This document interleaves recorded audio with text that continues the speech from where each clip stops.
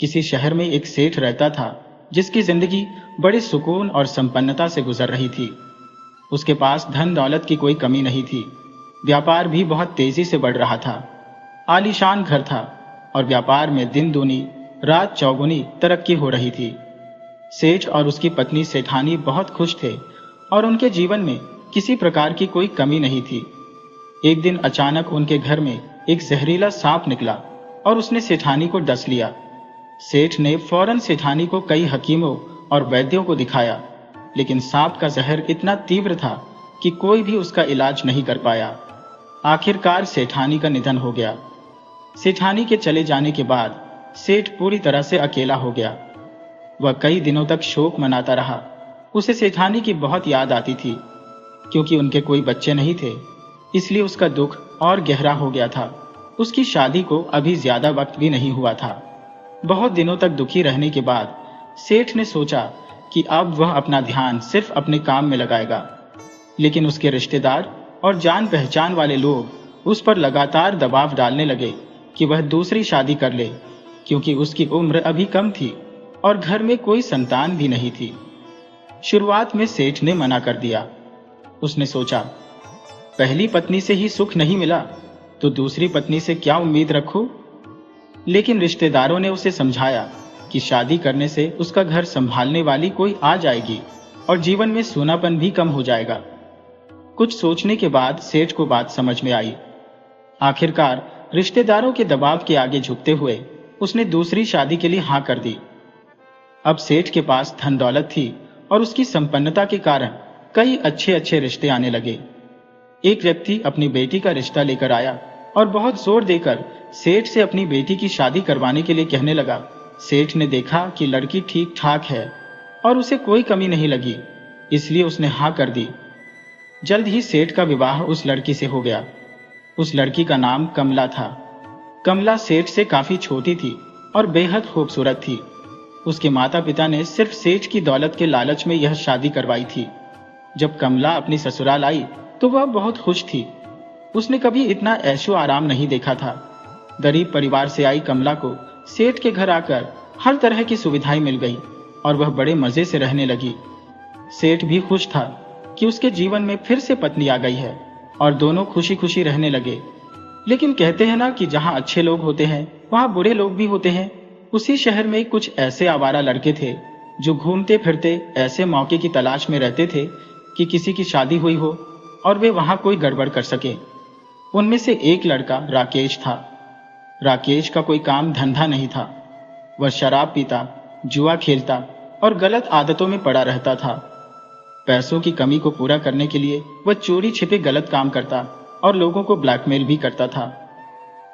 राकेश ने सुना था कि औरतें मीठी मीठी बातों से जल्दी बहक जाती है और वह सोचने लगा कि इसी तरीके से वह कमला को अपने जाल में फंसा सकता है। राकेश ने कमला को अपने जाल में फंसाना शुरू कर दिया था। उसकी चिकनी चुपड़ी और लुभावनी बातों में आकर कमला भी धीरे धीरे उसकी तरफ खींचने लगी। सेठ जी जब दुकान पर जाते तब राकेश आकर कमला के पास बैठ जाता और हंसी मजाक करने लगता। धीरे धीरे वो दोनों इतने करीब आ गए कि सेठ जी को शक होने लगा कि कुछ गड़बड़ तो जरूर है। राकेश सेठ जी के घर की हर छोटी बड़ी बातें कमला से जानकर उन्हें सेठ जी के सामने ऐसे घुमा फिराकर पेश करता कि सेठ जी को लगने लगा, यह आदमी मेरे घर के अंदर की बातें कैसे जानता है। धीरे धीरे सेठ जी का शक बढ़ता गया। एक दिन सेठ जी ने सोचा कि अब सच्चाई जाननी ही पड़ेगी। एक दिन जब सेठ जी घर लौटे तो देखा कि राकेश कमला के साथ बैठा है और दोनों बातचीत में लगे हैं। सेठ जी को देखकर राकेश घबरा गया और फुसफुसाते हुए बोला, भाभी जी मुझे कहीं छुपा दो वरना सेठ जी मुझे मार डालेंगे। कमला ने उसे पास पड़ी एक चादर में लपेटकर कोने में खड़ा कर दिया। सेठ जी अंदर आए और बोले, कमला मैं बर्फी लेकर आया हूं, आओ बैठकर बर्फी खाएं। कमला ने सोचा अगर राकेश भी बर्फी खा ले तो अच्छा होता, लेकिन उसे बर्फी खिलाने का कोई रास्ता नहीं दिख रहा था। तभी कमला ने एक चाल चली। उसने सेठ जी से कहा, सेठ जी चलिए शर्त लगाते हैं, हम बर्फी फेंकेंगे, जिसकी बर्फी चादर के अंदर चली जाएगी वही उसे खा सकेगा। इस खेल में दोनों ने बर्फी फेंकनी शुरू की और राकेश चुपचाप चादर के अंदर से बर्फी खाने लगा। अगले दिन राकेश ने सेठ जी की दुकान पर जाकर बड़े मजे से यह किस्सा सुनाया। सेठ जी को पक्का यकीन हो गया कि राकेश उनके घर को बर्बाद करने पर तुला है। इसी दौरान एक दिन सेठ जी ने देखा कि राकेश उनसे किसी बीज के बारे में बहस कर रहा है। सेठ जी बोले, मैंने एक नया बीज देखा है जो तरबूज की बेल पर खरबूजे उगाता है। राकेश ने कहा, ऐसा बीज हो ही नहीं सकता। सेठ जी ने गुस्से में कहा, क्यों नहीं हो सकता? अगर मैं इसे साबित कर दूं तो मैं जो कहूंगा तुम वो करोगे। राकेश ने चालाकी से कहा, अगर मैं शर्त जीत गया तो जिस चीज पर भी मैं हाथ रखूंगा वो मेरी हो जाएगी। सेठ जी ने बिना सोचे समझे शर्त मान ली। राकेश ने कमला को बीजों को हल्का सा भूनने को कहा और उसने वैसा ही किया। बीज बो दिए गए लेकिन वो उगे नहीं। अब सेठ जी हार चुके थे। राकेश ने अगली सुबह आकर कहा, देखो सेठ जी, बीज नहीं उगे, इसलिए मैं शर्त जीत गया। अब मैं जिस चीज पर भी हाथ रखूंगा वो मेरी हो जाएगी। सेठ जी को अब अंदेशा हो गया था कि राकेश किस पर हाथ रखेगा और उन्होंने मन ही मन इस शर्त को मानने का निर्णय कर लिया। अब वे बहुत परेशान हो गईं।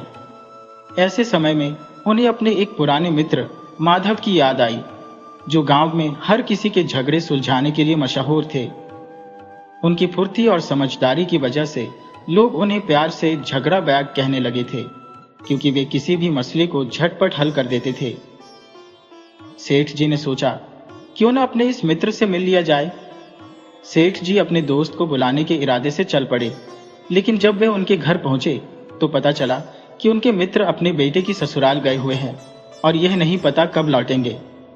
उन्हें वहां भी किसी झगड़े को सुलझाने के लिए बुलाया गया था।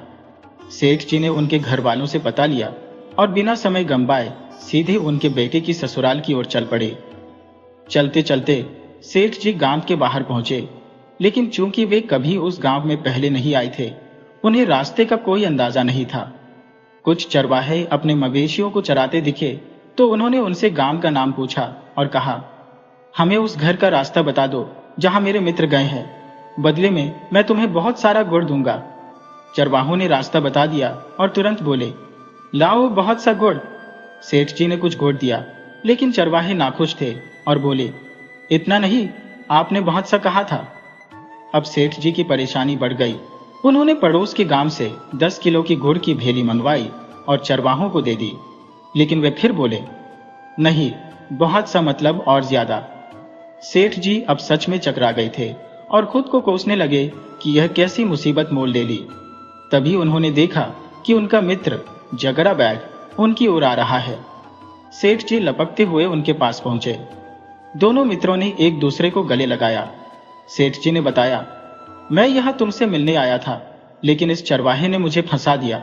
मैंने कहा था कि मैं इसे बहुत सारा गुड़ दूंगा और अब ये बार बार और मांग रहा है। झगड़ा बैग मुस्कुराया। उसने तुरंत स्थिति भांप ली और चरवाहे से पूछा, ये बताओ, इनमें से बहुत सा गुड़ कौन सा है? उसने एक 250 ग्राम की डल्ली की ओर इशारा किया और बोला, ये बहुत सा गुड़ है। अब सेठ जी का मित्र बोला, लो, अब इसे उठाओ और जाओ। सेठ जी के चेहरे पर राहत की लहर दौड़ गई। वे सोच रहे थे कि कैसे इस छोटी सी बात में फंस गए थे। उनके मित्र ने, जो हर मामले को बड़ी समझदारी से हल करता था, आसानी से यह झगड़ा सुलझा दिया। फिर दोनों ने साथ में गांव लौटने का फैसला किया। रास्ते में सेठ जी ने अपने मित्र को अपनी सारी मुश्किलें बताई और उनकी आंखों में आंसू आ गए। उनके दोस्त ने उन्हें दिलासा दिया, चिंता मत करो मित्र, सब कुछ ठीक हो जाएगा। जब वे घर पहुंचे, दोनों ने खूब बातें की, साथ में खाना खाया और आराम किया। लेकिन शाम के वक्त झगड़ा बैग को किसी और झगड़े के मामले में जाना पड़ा। उस दौरान एक नाई आया और सेठ जी से बोला, बाबूजी, हजामत बनानी है। सेठ जी ने हाँ में सिर हिलाया। नाई ने उनकी हजामत बनाई और हाथ फैलाकर बोला, कुछ दो बाबूजी। सेठ जी ने 10 रुपए का नोट निकालकर उसे दे दिया। सेठ जी ने कहा, नहीं नहीं, यह नहीं चाहिए, मुझे कुछ और ला कर दो। फिर सेठ जी ने उसे 20 रुपए पकड़ाए, पर वह फिर भी जिद पर अड़ा रहा, नहीं नहीं, मुझे कुछ और चाहिए। अब सेठ जी का दिमाग थोड़ा घूम गया। वे बोले, नहीं, मैं कुछ और ही दूंगा। आखिर में सेठ जी ने उसे 100 रुपए दे दिए, लेकिन वह फिर भी अड़ा रहा। नहीं, मुझे कुछ और चाहिए। इतने में बहस और बढ़ गई। सेठ जी का ध्यान खींच गया और वे खड़े होकर इस विवाद को समझने लगे, क्योंकि वे खुद भी उस गांव के रहने वाले थे जहां ऐसे झगड़े आम बात थे। सेठ जी ने कहा, मैंने इसे कहा था कि मेरी हजामत बना दे और मैं तुझे कुछ दूंगा, यहां तक कि 100 रुपए तक दे दिए, लेकिन यह मेरी बात नहीं मान रहा है, जिद कर रहा है कि कुछ और लूंगा। तभी झगड़ा करने वाला आदमी एक नल के पास गया, वहां से पानी का जग भरकर लाया और उसमें 1 रुपए का सिक्का डाल दिया। फिर वापस जाकर बोला, बाबूजी, इसमें कुछ है। झगड़ा करने वाले ने कहा, अगर कुछ है तो निकालो। वह आदमी मजबूरी में सिक्का निकालकर चला गया, क्योंकि अब वह खुद ही अपने जाल में फंस चुका था। इसके बाद सेठ जी अपने घर लौट गए, लेकिन इस बीच उनका ध्यान एक और जगह के झगड़े पर गया। वहां एक आदमी अपनी पत्नी को बुरी तरह गालियां दे रहा था। यह देख सेठ जी बोले, तुम तो बहुत बेशर्म हो। दरअसल उस आदमी का गुस्सा इस कदर था कि वह बिना कुछ सोचे समझे कुछ भी बोल सकता था। गालियां देना तो उसकी रोज की आदत थी। सेठ जी की बात सुनकर उसकी सेठ जी से झड़प हो गई। सेठ जी ने जब उसे बेशर्म कहा तो वह गुस्से में आ गया। उसने सोचा कि उसने तो कोई बेशर्मी की बात नहीं की, फिर सेठ जी को गुस्सा क्यों आया। सेठ जी बोले, तुम इससे भी ज्यादा क्या बेशर्मी कर सकते हो। उस आदमी ने कहा, मैं ऐसी बेशर्मी कर सकता हूं जो तुम सोच भी नहीं सकते। सेठ जी ने कहा, करके दिखाओ। आदमी बोला, मैं इस सड़क के बीचों बीच बैठकर निपट सकता हूं। ये कहते हुए वह बीच सड़क पर जाकर बैठ गया और अपना काम शुरू कर दिया। वहां खड़े लोग यह तमाशा देख रहे थे और धीरे धीरे भीड़ जमा हो गई। सेठ जी हार मान गए और वहां से हट गए। अब झगड़ा करने वाला आदमी विजयी होकर सेठ जी की अंगूठी और चेन लेने आया। सेठ जी को हार माननी पड़ी और उन्होंने अपनी अंगूठी और चेन उतार दी। आसपास के लोग यह देख हैरान थे। झगड़ा करने वाले ने कहा, तुम्हें शर्त हारनी पड़ी क्योंकि मैंने वो कर दिखाया जो तुम सोच भी नहीं सकते थे। सेठ जी और उनके मित्र के बीच बहस गर्म हो चुकी थी। जब मामला तीखा हो गया तो सेठ जी के मित्र ने एक फीता मंगवाने की बात कही। मुफ्त का तमाशा किसे नहीं भाता। एक आदमी दौड़ा दौड़ा गया और फीता ले आया। अब सेठ जी के मित्र ने सड़क नापना शुरू किया। जब सड़क नापी गई तो वह बिल्कुल बीच में नहीं निकली, थोड़ी सी साइड में हट चुकी थी। सेठ जी के मित्र ने ठहाका लगाते हुए कहा, तुम तो बड़े चालाक बनते थे, अब देखो सड़क के बीच में नहीं है, 2 इंच साइड में है। यह सुनकर दर्शक तालियां बजाने लगे और उनके जीत की सराहना करने लगे। सेठ जी के दोस्त ने तब सेठ जी को समझाते हुए कहा, तुम्हारी आदत है हर बात पर शर्त लगाने की, इसे छोड़ दो। दुनिया बड़ी चालाक है और तुम्हारी सादगी यहां चलने वाली नहीं। सेठ जी चुपचाप उनकी बातें सुनते रहे। उधर राकेश अपनी जीत के खुमार में डूबा सीधा कमला के पास पहुंच गया। उसने बड़े गर्व से कहा, अब तो हम बस तुम्हें देख देख कर खुश होते थे, लेकिन अब तुम हमारी हो जाओगी। शादी करके हम तुम्हें रानी बना देंगे। तुम्हें जितना भी जेवर पहनने का शौक है सब पहन लेना। सेठ के घर का जो भी माल मत्ता हाथ लगे सब समेट लेना। मैं आऊंगा और तुम पर हाथ रख दूंगा, फिर सब हमारा हो जाएगा। कमला उसकी बातों में आ चुकी थी। अब उसे सेठ जी बूढ़े लगने लगे और राकेश तो जवान और सुंदर। राकेश चला गया और कमला उसके सपने बुनने लगी। दोपहर तक सेठ जी अपने मित्र के साथ घर लौट आए। रास्ते भर उनके मित्र ने सेठ जी को एक योजना समझाई और सेठ जी ने उस पर तुरंत अमल करना शुरू कर दिया। सेठ जी ने अपनी पत्नी को 2 मंजिला मकान के ऊपर वाले कमरे में बिठा दिया। इधर राकेश खुशी से उछल रहा था, उसे धैर्य ही नहीं हो रहा था। थोड़ी ही देर में वह आ गया और लोगों को इकट्ठा करके पंचायत शुरू कर दी। पंचायत में जब झगड़ा सामने आया तो पंच ने कहा, शर्त के मुताबिक अब सबसे पहले जिस चीज पर हाथ रखना है रखो, वह तुम्हारी हो जाएगी। राकेश मन ही मन खुश हो रहा था। वह हर कमरे में भागता फिर रहा था सेठानी पर हाथ रखने के लिए, मगर वह कहीं नजर नहीं आई। वह परेशान हो गया, लेकिन कुछ कह भी नहीं पा रहा था। उधर सेठानी भी घबराई हुई थी कि अगर वो नहीं मिली तो खेल बिगड़ जाएगा। तभी उन्होंने अपनी पायल की झंकार बजाई। राकेश ने जैसे ही पायल की आवाज सुनी, उसके चेहरे पर चमक आ गई। वो समझ गया कि सेठानी छत पर है। छत पर जाने के लिए एक सीढ़ी लगाई गई थी और राकेश ने उसी पर चढ़ना शुरू किया। पहला डंडा चढ़ा, फिर दूसरा, और जैसे ही वह तीसरे पर चढ़ा, एक गरजती आवाज आई, खबरदार, अगर अब एक भी डंडा चढ़ा तो। राकेश चौंक गया। सेठ जी का मित्र हाथ में लाठी ली खड़ा था।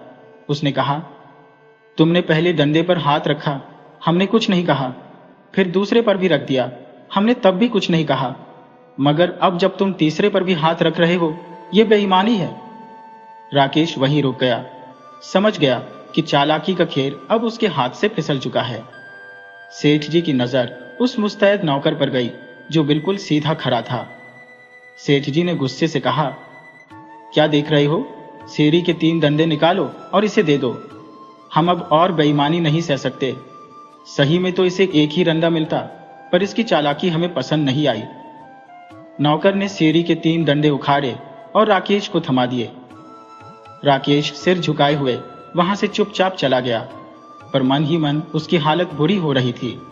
सोच रहा था, ये क्या हो गया? ये बुरा झगड़ा बीच में आकर कैसे मेरी जिंदगी में तूफान खड़ा कर गया? राकेश के घर मेहमान आए हुए थे। राकेश खुद घर पर नहीं था, वह अपने काम से बाहर गया हुआ था। घर पर बस उसकी माँ, पत्नी, 2 छोटे बच्चे और बूढ़े पिता थे। मेहमान काफी प्रभावशाली व्यक्तित्व वाले थे, जिन्होंने आते ही अपना परिचय दिया। वे रिश्तेदारी में सेठ जी के मित्र निकले और राकेश के पिता से बोले, भाई साहब, आपने हमें पहचाना? राकेश के पिता ने अपनी धुंधली आंखों से उन्हें पहचानने की कोशिश की, पर वे समझ नहीं पाए। मेहमान बोले, मैं गंगादीन का साला हूं, सुंदर। क्या आपको याद आया? मैं बहू की विदाई के लिए आया था और सोचा कि आपसे मिल लूं। राकेश की बहू घर के अंदर गई और बदबू से नाक सिकोड़ते हुए उल्टी करने से बची। घर की हालत काफी खराब थी। फटे हाल कपड़े पहने 2 बच्चे घूम रहे थे और राकेश की पत्नी भी काफी दयनीय स्थिति में थी। कुछ देर में बहू की राकेश की पत्नी से बात होने लगी। औरतें एक दूसरे से जल्दी घुल मिल जाती है। बहू ने धीरे से पूछा, तुम्हारी ये हालत क्यों है बहन? राकेश की पत्नी फूट फूट कर रोने लगी। उसने बताया कि उसका पति निकम्मा, जुआरी और शराबी है। वो कोई काम नहीं करता, बस लोगों को धोखा देकर जी रहा है। कुछ समय तक उसने सेठ जी और उनकी पत्नी को बेवकूफ बनाया, जिससे वह अपनी आदतें पूरी करता रहा, पर अब कुछ नहीं बचा। बहू अब और सुन नहीं सकी, तीर की तरह बाहर निकली और अपने ससुर से कहा, अब और नहीं रुका जाता यहाँ, चलिए यहाँ से। मेहमानों ने जल्दी से माफी मांगी और वहां से निकल गए। बहू कमला फूट फूट कर रोने लगी और कहने लगी, मुझे पता ही नहीं था कि राकेश इतना बड़ा धोखेबाज है। उसने तो मुझसे कहा था कि उसकी शादी भी नहीं हुई है। सेठ जी ने उसे सांत्वना देते हुए कहा, तुम्हें उसे रो लेने दो, इसके दिल का बोझ हल्का हो जाएगा। झगड़ा बैग, जो इस पूरे मामले को समझ रहे थे, उन्होंने कमला से कहा, तुमने दुनिया अभी देखी नहीं है। ये दुनिया बहुत चालाक है, यहां हर कदम पर धोखा है। कमला ने अपने आंसू पोंछे और मन में ठान लिया कि अब वह अपने घर को खुद संभालेगी। थोड़ी देर बाद वह ठंडी लस्सी लेकर आई और झगड़ा बैग और सेठ जी को पिलाई। झगड़ा बैग मुस्कुराते हुए बोले, अच्छा भाई, अब मैं चलता हूं। सेठ जी ने उन्हें रुकने के लिए कहा, पर झगड़ा बैग ने जवाब दिया, नहीं, मेरी जैसी कितनी गृहस्थियां मेरा इंतजार कर रही है, पर अब तुम निश्चिंत रहो, तुम्हारा घर बिल्कुल मजबूत हो गया है, इसमें अब कोई दरार नहीं आएगी। सेठ जी ने भावुक होकर झगड़ा बैग को गले लगाया और विदा किया। झगड़ा बैग मुस्कुराते हुए वहां से चले गए और सेठ जी ने अपनी नम आंखों से उन्हें जाते हुए देखा। अब सेठ जी और उनकी पत्नी खुशी खुशी अपने घर में रहने लगे। लेकिन कुछ समय बाद राकेश फिर से उनके घर आया।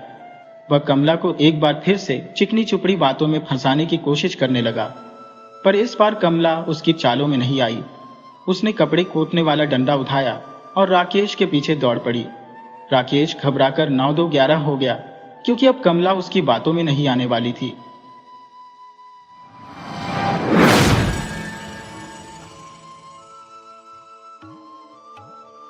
पृथ्वीपुर के महाराज इंद्रजीत अपने राज्य में एक बहुत ही लोकप्रिय और प्रजापालक शासक माने जाते थे। एक दिन उनके मन में विचार आया कि यह जानने का प्रयास करें कि उनके नगर के लोग खुशहाल हैं या नहीं, अमीर है या गरीब, और समझदार है या नहीं। इस विचार के साथ उन्होंने अपने महल के बाहर निकलने का निश्चय किया, परंतु पहचान छुपाने के लिए उन्होंने अपने नौकर के वस्त्र धारण कर लिए और अपने रूप रंग को भी बदल लिया। राजा नगर की गलियों में घूमते घूमते शहर के सबसे निर्धन हिस्से में पहुंच गए, जहां सबसे गरीब लोग निवास करते थे। एक छोटे से घर के पास जाकर उन्होंने देखा कि वहां से हंसी और गीत की आवाजें आ रही थी। उत्सुकता में उन्होंने उस घर के भीतर झांक कर देखा तो पाया कि एक युवक और उसकी पत्नी दीपक के सामने ईश्वर की प्रार्थना कर रहे थे।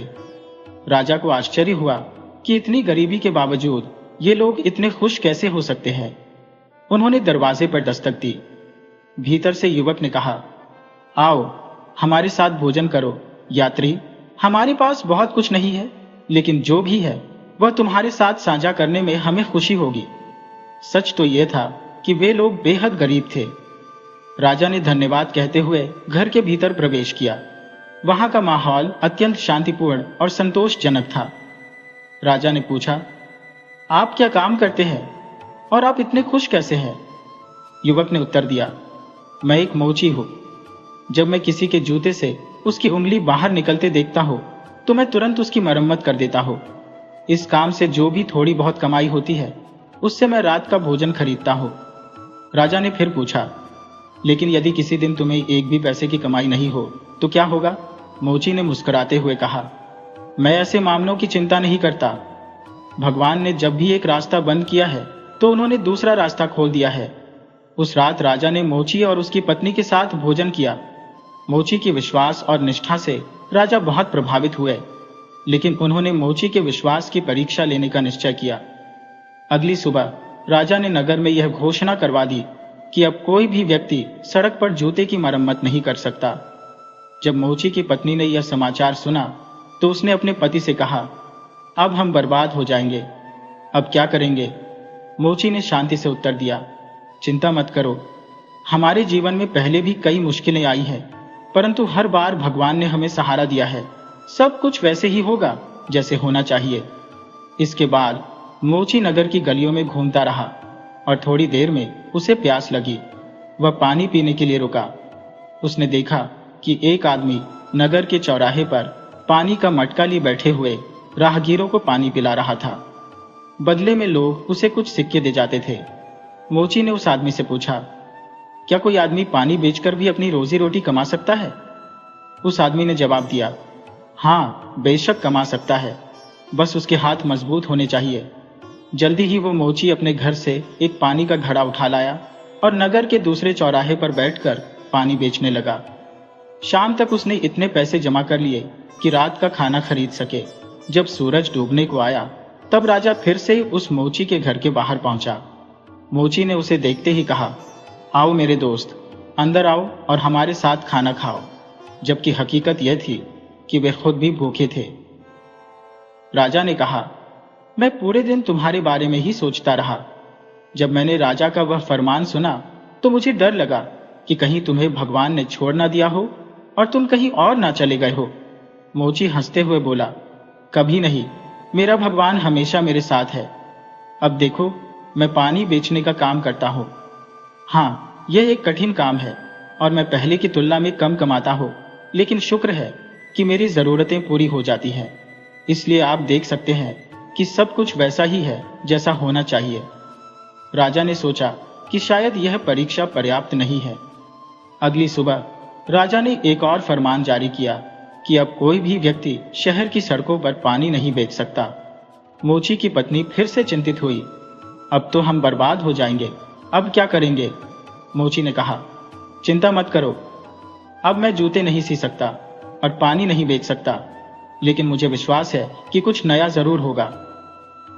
उसी वक्त उसने देखा कि उसके दरवाजे के सामने से लकड़हारों का एक दल गुजर रहा था। गरीब मोची दौड़कर उनके पास गया और पूछा, क्या कोई आदमी लकड़ी इकट्ठा करके भी अपनी रोजी रोटी कमा सकता है?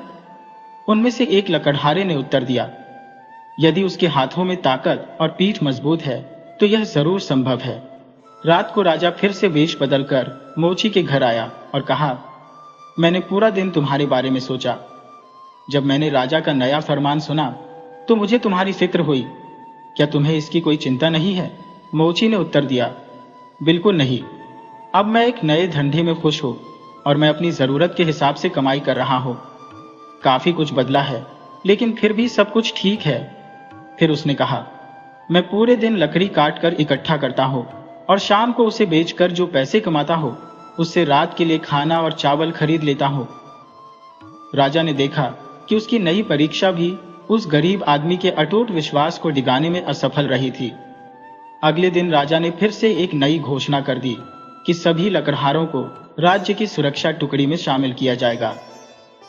इस घोषणा के बाद वही गरीब मोची अब एक चांदी की तलवार हाथ में लिए राजा के महल के बाहर पहरेदारी कर रहा था और वह खुद को बेहद खुश महसूस कर रहा था।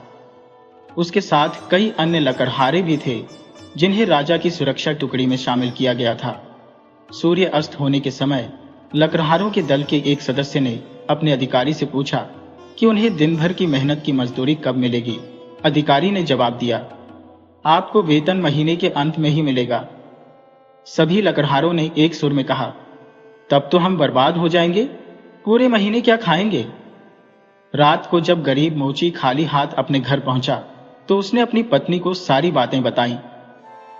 यह सुनकर उसकी पत्नी ने चिंता व्यक्त की, अब रात का खाना भूल ही जाओ, हमारे पास तो एक दाना भी खरीदने के लिए पैसे नहीं है। इसके बाद वह गरीब मोची अपनी चांदी की तलवार लेकर नगर में गया और उसने एक सुनार को वह तलवार बेच दी। उन पैसों से उसने 1 महीने का राशन खरीद कर घर लाया। जब उसकी पत्नी रात के लिए स्वादिष्ट खाना पका रही थी तब उस गरीब मोची ने अपनी कुल्हाड़ी से एक लकड़ी की तलवार बनाई। फिर उसने वह लकड़ी की तलवार म्यान में रखी, यह उम्मीद करते हुए कि कोई इसे देख नहीं पाएगा। रात को राजा फिर से वेश बदलकर उस गरीब मोची के घर आया। राजा ने देखा कि वह गरीब आदमी खुशी में सीटी बजा रहा था। हमेशा की तरह आज भी वह मोची बहुत खुश था। राजा ने उससे कहा, जब मैंने सुना कि तुम शाही रक्षक बन गए हो तो मैं चिंता करने लगा कि तुम आज रात का खाना कैसे खरीदोगे। गरीब आदमी ने राजा को बताया कि कैसे उसने अपनी चांदी की तलवार बेचकर एक लकड़ी की तलवार बनाई। मोची ने फिर से कहा, चीजें ठीक ठाक वैसी ही है जैसी उन्हें होना चाहिए। राजा महल में लौट आया और सोचने लगा कि क्या कोई ऐसा तरीका हो सकता है जिससे वह मोची के भगवान में दृढ़ विश्वास को हिला सके। अगले दिन राजा ने लकड़हारों के दल के मुख्य अधिकारी को आदेश दिया कि वह उस गरीब आदमी से कहे कि उसे 1 घंटे के अंदर एक चोर का गला काटना है। मुख्य अधिकारी ने उस गरीब मोची से कहा, अपनी तलवार उठाओ, तुम्हें आज एक चोर का सिर काटना है। अब से तुम शाही जल्लाद हो। यह सुनकर मोची का दिल कांप उठा। उसने रोते हुए कहा, सर, मैंने कभी किसी का सिर नहीं काटा और न ही ऐसा करने की मेरी कोई इच्छा है। अधिकारी ने सख्ती से कहा, तुम्हारे पास कोई और रास्ता नहीं है, ये राजा का आदेश है। फिर अधिकारी उस मोची को एक खुले मैदान में ले गया जहां बड़ी भीड़ इकट्ठा हो चुकी थी। मोची ने धीरे से अधिकारी से विनती की, मुझे 1 मिनट की प्रार्थना करने की अनुमति दीजिए। अधिकारी ने उसे अनुमति दे दी, लेकिन कहा, प्रार्थना करो, पर इससे कुछ नहीं बदलेगा। गरीब मोची ने आंखें बंद कर ली और आसमान की ओर देखते हुए गहरी प्रार्थना करने लगा। थोड़ी देर बाद अधिकारी ने चिल्लाते हुए कहा, अब चोर का सिर काटने का समय आ गया है, अपनी तलवार निकालो। लेकिन मोची जानता था कि उसे क्या करना है। उसने जोर से प्रार्थना की, हे भगवान, मेरी मदद कीजिए। अगर यह आदमी दोषी है तो मेरी तलवार सबसे तेज हो जाए, लेकिन अगर यह निर्दोष है तो मेरी तलवार लकड़ी की बन जाए। ये कहते हुए उसने अपनी लकड़ी की तलवार निकाली और उसे आसमान में ऊंचा उठा दिया। भीड़ ये सब देखकर हैरान रह गई। तभी भीड़ में से राजा बाहर आया और आदेश दिया, रुको, आज किसी का सिर नहीं कटेगा। ये कहकर वह हंसने लगा, क्योंकि असल में वहां कोई चोर था ही नहीं और न ही किसी का सिर काटने की कोई योजना बनाई गई थी। मोची ने उसे पहचानते हुए कहा, ओह, तो आप राजा हैं? राजा ने मुस्कुराते हुए कहा, और तुम एक समझदार इंसान हो। गरीब मोची ने कहा, मेरी प्रार्थना से ही मुझे पता चला कि मुझे क्या करना चाहिए। इसके बाद राजा ने उस गरीब मोची को अपने शाही सलाहकार के रूप में नियुक्त किया और उसे महल में बुलाया। मोची ने कहा, लेकिन मैं एक गरीब मोची आपको क्या सलाह दे सकता हूं? राजा ने उत्तर दिया, मैंने पूरे दिन तुम्हारे बारे में सोचा। जब मुझे एक बुद्धिमान मोची, एक आभारी जलवाहक, एक धन्य लकड़हारा और एक विनम्र शाही रक्षक मिलेगा जो निर्दोषों पर तलवार नहीं उठाएगा, तो मुझे यकीन है कि सब कुछ बेहतर होगा और वैसा ही होगा जैसा होना चाहिए। इस तरह एक गरीब आदमी राजा का मुख्य सलाहकार बन गया और राजा भी उसे अपने सलाहकार के रूप में पाकर बहुत खुश था।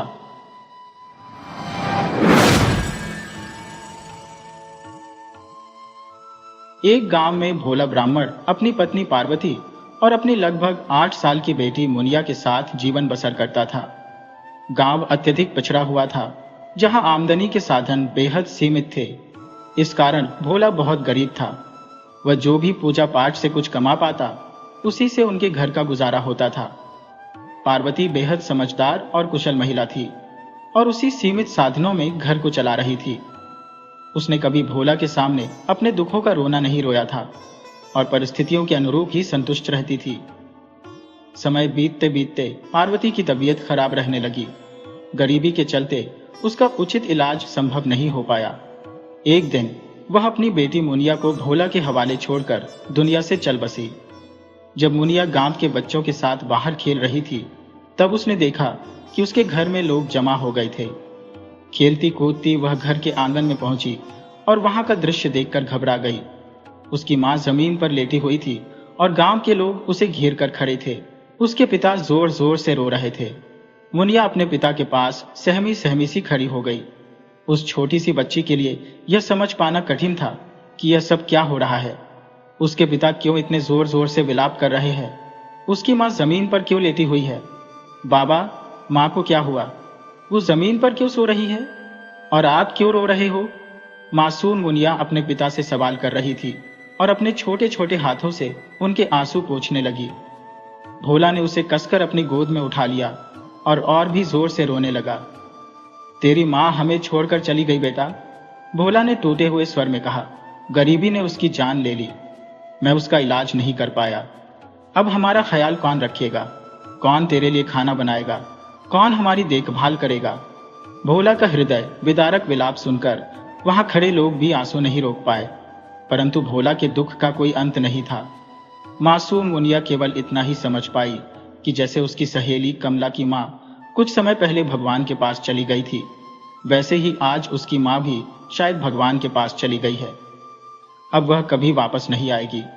उस नन्ही सी जान को यह भी अंदाजा नहीं था कि भविष्य में बिना मां के जीवन कितना कठिन हो जाएगा। उसने बस अपने पिता को बिलखता हुआ देखा और स्वयं भी रोने लगी। चंदा काकी, जो मुनिया की पड़ोसन थी, ने उसे अपनी गोद में उठाया और प्यार से दुलारते हुए बोली, बिटिया मत रो, चल मेरे साथ, मेरे घर चलो, और उसे लेकर अपने घर चली गई। उस समय पार्वती के दाह संस्कार की तैयारी चल रही थी। 4 दिन बीत चुके थे पार्वती को इस दुनिया से गए हुए। भोला का दुख दिन ब दिन गहराता जा रहा था, जैसे उसकी दुनिया ही खत्म हो गई हो। पार्वती के बिना उसकी जिंदगी में शून्यता और अकेलापन छा गया था। इस गहरे दुख ने भोला को ऐसा तोड़ दिया कि उसकी हालत बुजुर्गों जैसी लगने लगी, जबकि मुनिया अपने नन्हे कंधों पर अनायास ही बड़ी हो चली थी। भोला जब भी अपनी बेटी को देखता, उसके नन्हे नन्हे हाथों से झाड़ू लगाते या बर्तन मांजने की कोशिश करते हुए वह और टूट जाता। कई बार उसे अपनी गोद में उठाकर फूट फूट कर रो पड़ता।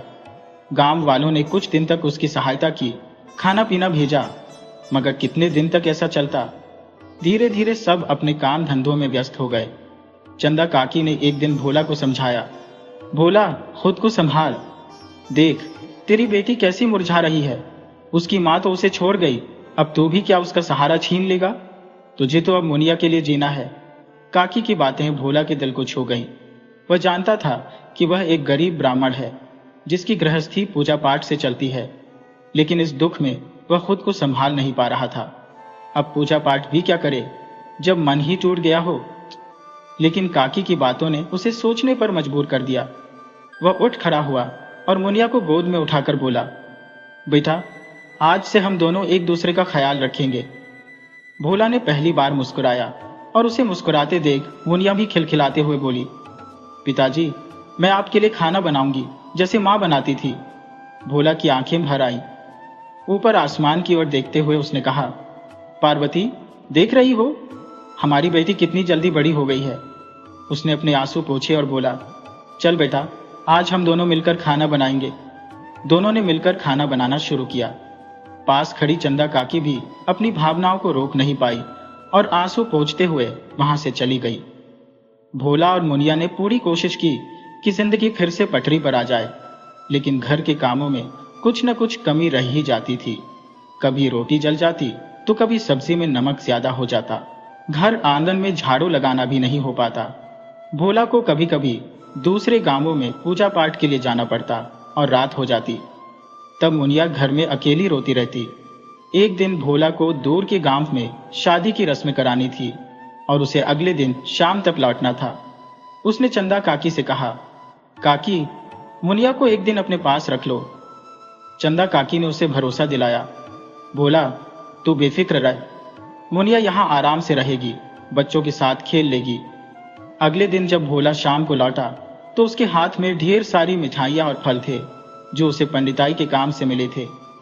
इसके अलावा कुछ और सामान्य सामान भी था। चंदा काकी के दरवाजे से ही उसने बाहर से पुकारा, मुनिया, आओ बेटा, देखो तो मैं तुम्हारे लिए क्या क्या लाया हूँ। उसे उम्मीद थी कि उसकी आवाज सुनते ही मुनिया दौड़ कर आएगी और उससे लिपट जाएगी। पर जब उसने 2 बार आवाज लगाई और मुनिया बाहर नहीं आई तो भोला खुद घर के अंदर चला गया। घर के भीतर सन्नाटा पसरा हुआ था। एक कोने में मुनिया बेसुध पड़ी हुई थी। उसे इस हाल में देखकर भोला के दिल की धड़कनें जैसे रुक गईं। हाथ से सारा सामान जमीन पर गिर गया। वह दौड़कर मुनिया के पास गया और उसे हिलाने लगा, मेरी मुनिया, आंखें खोल, देख, मैं आ गया हूं, तेरा बाबा वापस आ गया है। उसने मुनिया को उठाने की कोशिश की, लेकिन देखा कि उसका शरीर बुखार से तप रहा था। भोला ने उसे गले लगाकर रोते हुए भगवान से प्रार्थना की, हे प्रभु, मेरी मुनिया को क्या हो गया? मेरी प्यारी बिटिया को ठीक कर दो। मुनिया ने धीरे धीरे अपनी आंखें खोली और बेहद धीमी आवाज में बोली, बाबा, तुम आ गए? तुम भी माँ की तरह मुझे छोड़कर तो नहीं चले गए थे बाबा? ये कहते कहते मुनिया फिर बेसुध हो गई। तभी चंदा काकी लकड़ी का गट्ठर सिर पर रखे हुए घर में आई और बोली, अरे अच्छा हुआ भोला, तुम आ गए। कल रात से ही इस बच्ची को तेज बुखार है, ठंडी पट्टी रखने से भी कम नहीं हो रहा। ये बस एक ही बात बार बार बड़बड़ा रही है, माँ की तरह बाबा भी मुझे छोड़ गए। मैंने इसे समझाने की बहुत कोशिश की कि तेरे बाबा आज आ जाएंगे, पर इसके मन का डर निकल ही नहीं रहा था। भोला ने मुनिया को गले से लगाकर सुला लिया और धीरे धीरे मुनिया का बुखार उतरने लगा। भोला उदास होकर बोला, काकी, अब मैं इसे घर ले चलता हूं। आज उसे पार्वती की बहुत याद आ रही थी। वह सोच रहा था कि माँ की तरह मुनिया के पास रह पाना उसके लिए कितना मुश्किल था, लेकिन पेट भरने के लिए और जीने के लिए उसे काम करना ही था। जाते जाते उसने काकी से कहा, ठीक है काकी, मैं चलता हूं। चंदा काकी ने उसे रोका और कहा, भोला सुनो, पार्वती को गुजरे 2 साल हो गए हैं। जिंदगी किसी तरह चल तो रही है, पर देखो मुनिया कैसी मुरझा गई है। इन 2 सालों में माँ की कमी बच्ची के दिल से नहीं निकली। मेरी मान, दूसरी शादी कर ले, तेरी गृहस्थी भी ठीक से चलेगी और मुनिया को भी माँ का प्यार मिल जाएगा। भोला यह सुनकर गहरे सोच में पड़ गया। उसने भारी मन से कहा, काकी, क्या सौतेली माँ कभी सगी माँ की जगह ले सकती है? कल को अगर उसने मेरी मुनिया को तंग किया तो मैं क्या करूंगा? मैं अपनी बेटिया को और दर्द में नहीं देख सकता। ये कहते कहते भोला की आंखों में आंसू आ गए और वह फूट फूट कर रोने लगा। भोला ने अपनी आंखों में आंसू ले कहा, काकी, तुम कहती हो कि सौतेली माँ हर बार वैसी नहीं होती, लेकिन मुनिया तो इतनी मासूम है, उससे किसी को भी लगाव ना हो, ऐसा कैसे हो सकता है? फिर मैं भी तो घर में रहूंगा, लेकिन मुझे तो रोजी रोटी के लिए बाहर जाना ही पड़ता है। कम से कम किसी और के होने से मेरा मन थोड़ा हल्का तो रहेगा। काकी ने उसे समझाते हुए कहा, देख भोला, एक ना एक दिन तुझे अपनी गृहस्थी संभालनी ही पड़ेगी। मुनिया के लिए भी सही रहेगा कि घर में कोई औरत हो जो उसका ख्याल रख सके।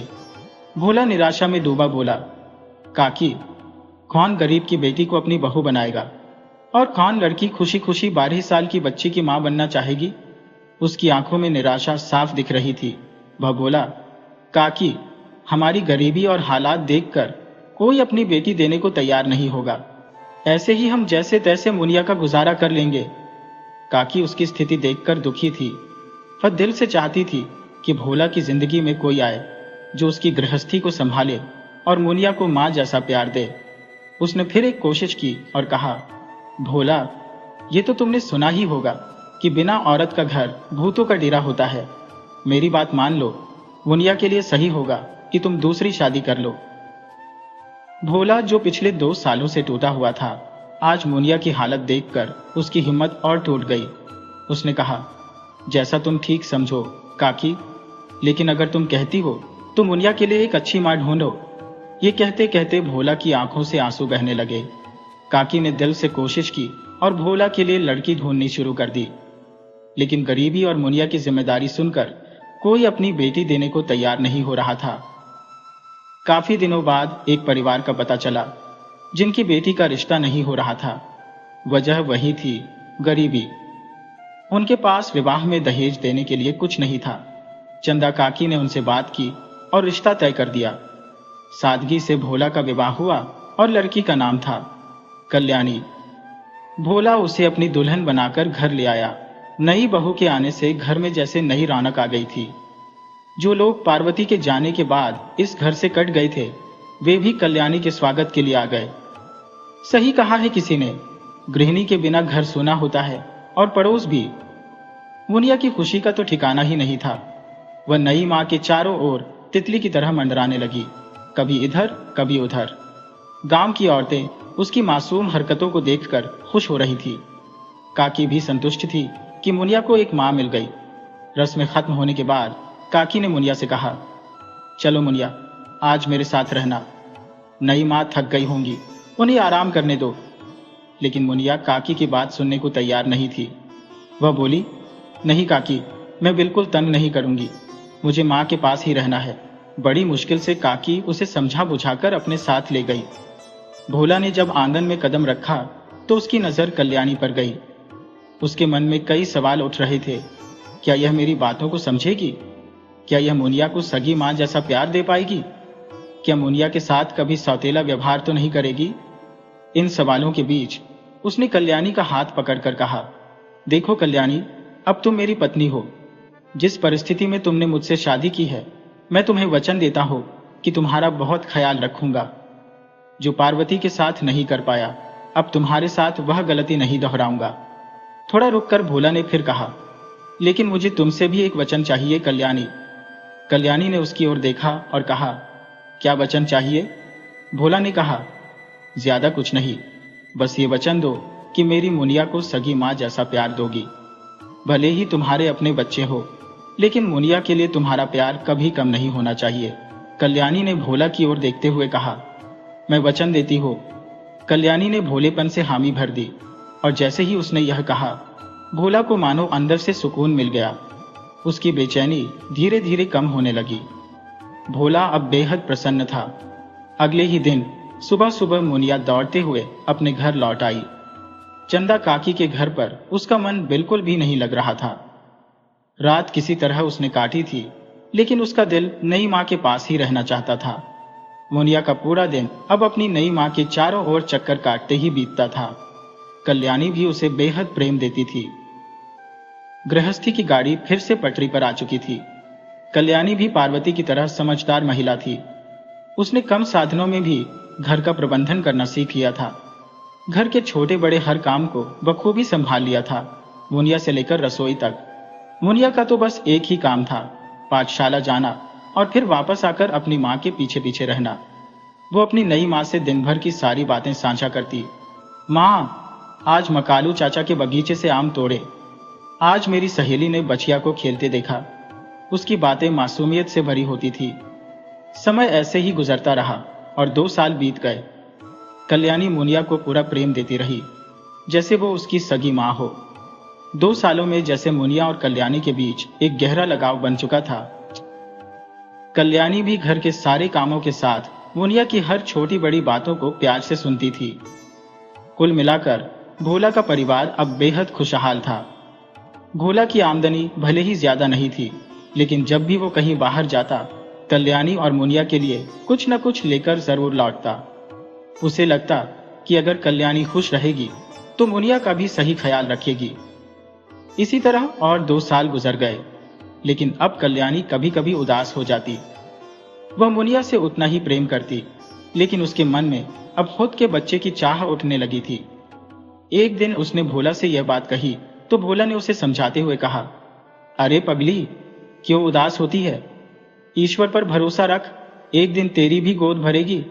मुनिया तो है ही तेरी गोद में, अभी सब्र रख, भगवान सब सही करेंगे। भोला की बात सुनकर कल्याणी हल्की मुस्कान देती, पर उसका दिल अंदर से बहुत बेचैन रहता। 4 साल हो गए थे और अब कल्याणी भगवान से प्रार्थना करती, हे प्रभु, मेरी गोद में भी एक बच्चा दे दीजिए। लेकिन उसकी गोद अब तक खाली थी। इसी बीच गांव में पड़ोस के घर में एक नई बहू आई। कल्याणी की उससे दोस्ती हो गई और वे खाली समय में आपस में बातें करती। इस बीच मुनिया भी 16 साल की हो चुकी थी और घर के कामों में कल्याणी का हाथ बटाने लगी थी।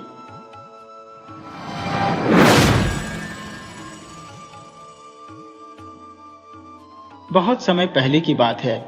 शीतला नगरी में दूरपथ नाम का एक राजा शासन करता था। उसकी पत्नी अत्यंत सुंदर और गुणवान थी और राजा भी उससे बहुत प्रेम करता था। उनके एक बेटी थी जिसका नाम सुभद्रा था। जैसे जैसे सुभद्रा बड़ी होती गई, उसमें अपनी मां के गुण दिखाई देने लगे। राजकुमारी सुभद्रा को भी नई नई चीजों का शौक था। एक दिन उसने अपने पिता से कहा, पिताजी, मुझे पक्षियों के समान बड़े बड़े पंख चाहिए जिन्हें लगाकर मैं आसमान में उड़ सकूं। राजा उसकी इस अजीब सी मांग पर थोड़ा चकराया, लेकिन उसे अपनी पुत्री की इच्छा पूरी करनी थी। उसने पूरे राज्य में घोषणा कर दी कि जो व्यक्ति राजकुमारी के लिए ऐसे पंख लाएगा जिससे वह उड़ सके, उसे मनचाहा इनाम मिलेगा। राजा की इस अजीबोगरीब घोषणा की चारों ओर चर्चा होने लगी। दूसरे राज्य के एक गांव में दीनबंधु नाम का एक किसान रहता था। उसका एक बेटा था जिसका नाम धर्मबंधु था। धर्मबंधु बहुत समझदार था, लेकिन कामकाज से दूर भागता था। उसके पिता उससे बहुत परेशान रहते थे। एक दिन पिता ने कहा, बेटा, क्या तुमने राजा की घोषणा सुनी है? धर्मबंधु ने उत्तर दिया, हाँ पिताजी, सुनी है। तो फिर तो क्यों कुछ नहीं कर रहा? कहीं से पक्षियों के पंख लिया, राजा बहुत सारा धन देगा और हमारी गरीबी हमेशा के लिए दूर हो जाएगी। पिता की बातों का धर्मबंधु पर प्रभाव पड़ा और वह पंखों की खोज में निकल पड़ा। चलते चलते वह अपने गांव को छोड़कर दूसरे गांव में पहुंच गया, लेकिन वहां भी उसे पंख नहीं मिले। फिर वह और आगे बढ़ गया। जब वह काफी दूर निकल गया तो उसे एक कुआं दिखाई दिया जिसमें एक बुढ़िया पानी निकाल रही थी। वह पानी निकालकर उसे जमीन पर फेंक देती थी और वह पानी एक नाले से होकर कहीं और बह जाता था। बुढ़िया बुरी तरह हाँफ रही थी। धर्मबंधु को उस पर दया आ गई। उसने कहा, बुढ़िया माँ, तुम बहुत थक गई हो, लाओ मैं पानी निकाल देता हूँ। बुढ़िया ने बाल्टी उसके हाथ में दे दी।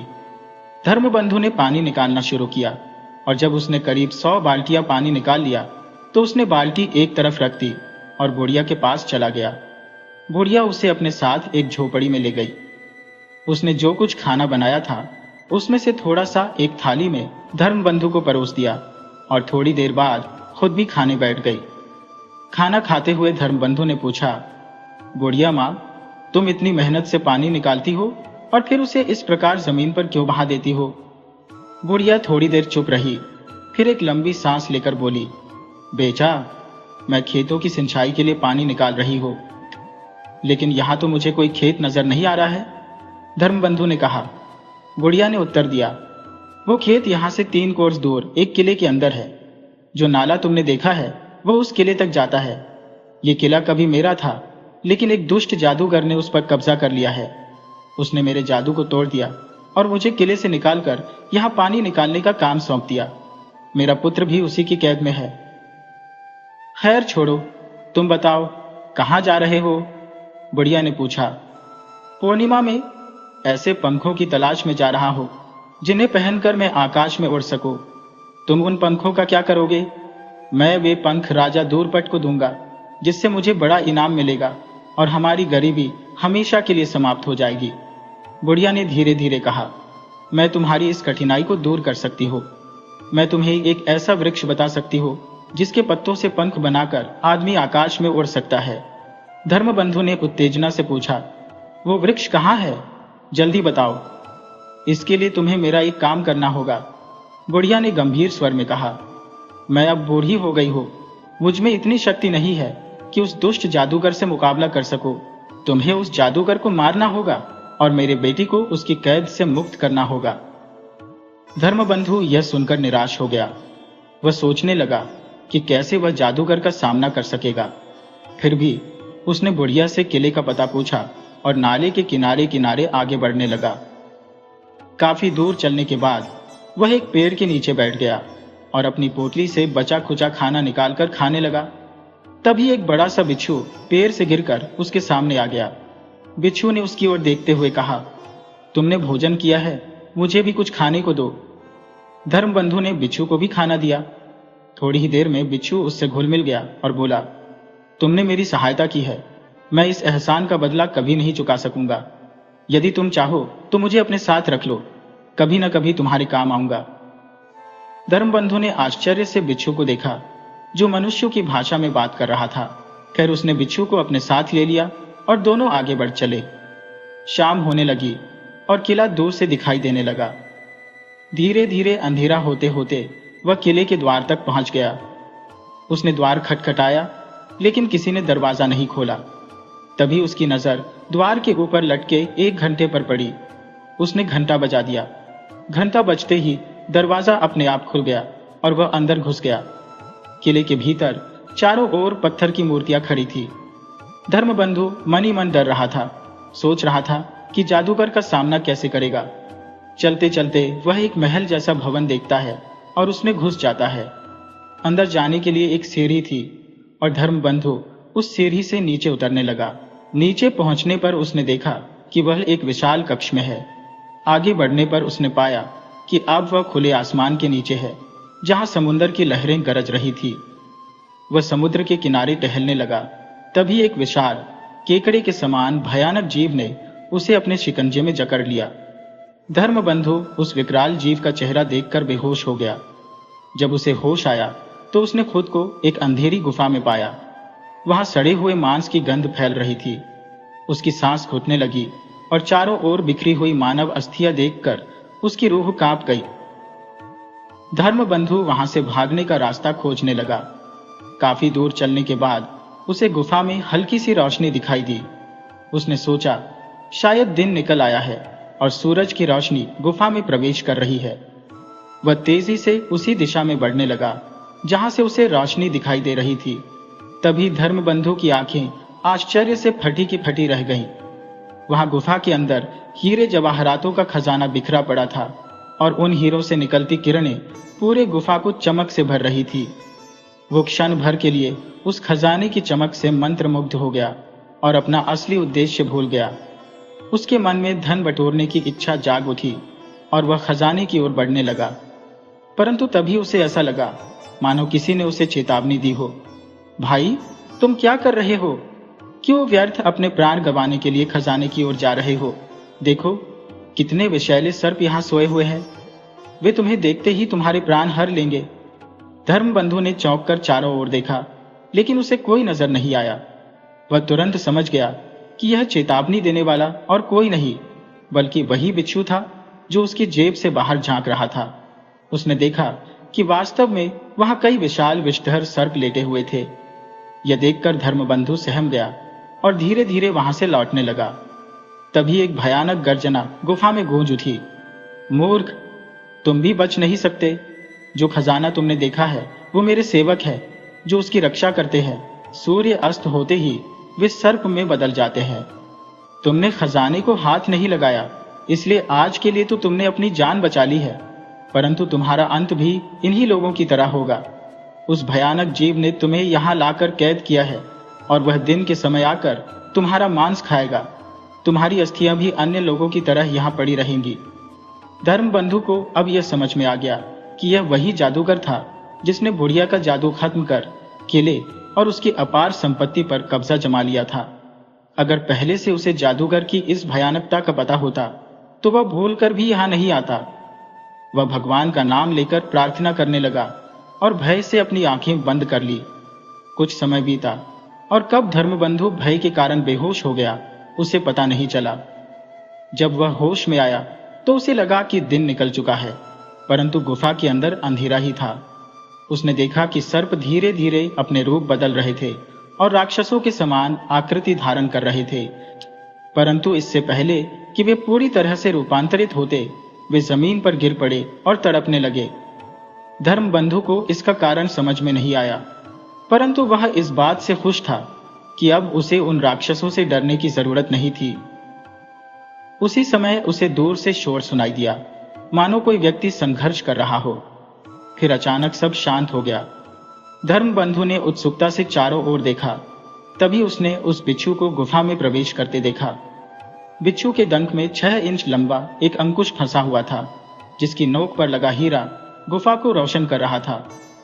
बिच्छू ने कहा, डरो मत भाई, मैंने उस राक्षस को उसके सोने के कक्ष में सोते हुए काट लिया है। अब वह मर चुका है और उसका जादू भी खत्म हो गया है। यह है वह जादुई अंकुश जिसके द्वारा जादूगर अपनी इच्छा से सब कुछ नियंत्रित करता था। अब यह तुम्हारे काम आएगा। धर्मबंधु बिच्छू की इस बहादुरी को देखकर हैरान रह गया। बिच्छू ने सारा काम कर डाला था। धर्मबंधु ने उसे अपनी जेब में रखा और गुफा से बाहर निकल आया। वह किले के फाटक तक पहुंचा, जहां बुढ़िया पहले से ही उसकी प्रतीक्षा कर रही थी। बुढ़िया ने अपने पुत्र को फिर से पाकर धर्मबंधु को आशीर्वाद दिया और उसे उस वृक्ष का पता बताया जिसके पत्तों से ऐसे पंख बनाए जा सकते थे जिनसे मनुष्य आकाश में उड़ सके। धर्मबंधु ने बुढ़िया से विदा ली और उस वृक्ष की तलाश में निकल पड़ा। चलते चलते वह आखिरकार उस वृक्ष के पास पहुंच गया जिसका पता बुढ़िया ने उसे दिया था।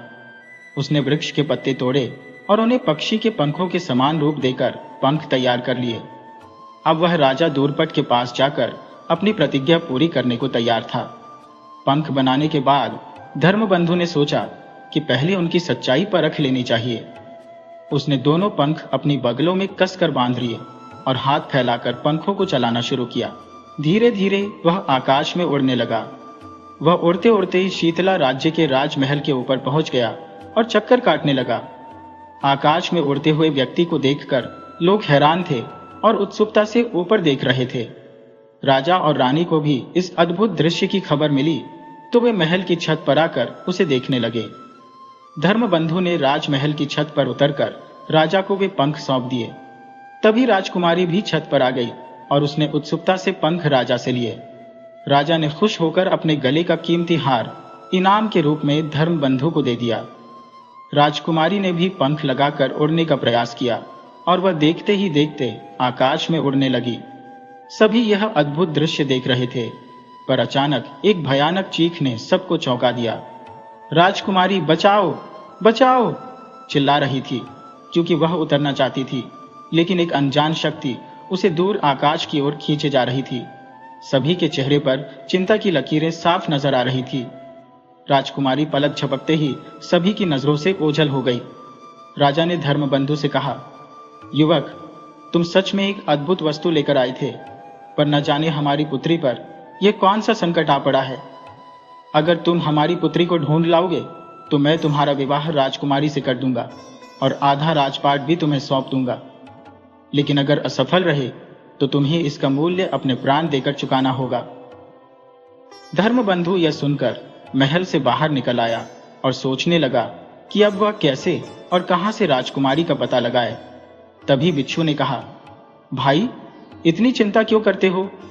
तुम्हारे पास जादू का अंकुश है, उसका उपयोग क्यों नहीं करते? ये सुनते ही धर्मबंधु ने अपनी कमर से जादुई अंकुश निकाला और कहा, मुझे वहां ले चलो जहां राजकुमारी गई है। दूसरे ही क्षण वह अंकुश की मदद से आकाश में उड़ने लगा। कुछ समय बाद वह उसी जगह पहुंच गया जहां पहले बुढ़िया से मिला था।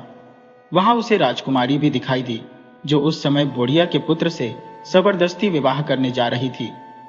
धर्मबंधु तुरंत समझ गया कि यह बुढ़िया ही थी जिसने जादू के बल पर राजकुमारी को यहां खींचा था। बुढ़िया ने उसे देखकर क्रोध में कहा, तुम यहां क्यों आए हो? धर्मबंधु ने शांतिपूर्वक जवाब दिया, मैं राजकुमारी को लेने आया हूं।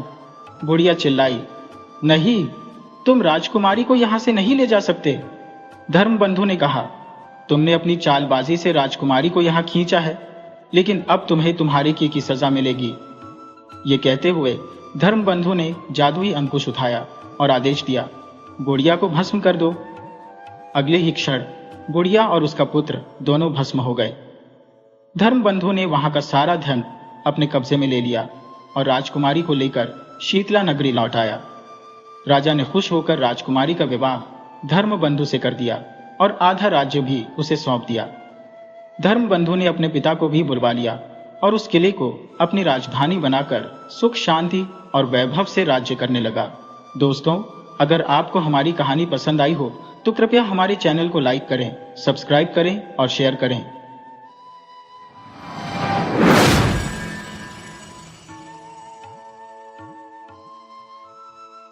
एक छोटे से गांव में एक दर्जी रहता था।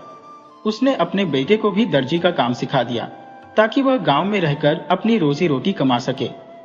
एक दिन सुबह सुबह दर्जी का लड़का अपनी दुकान में काम कर रहा था।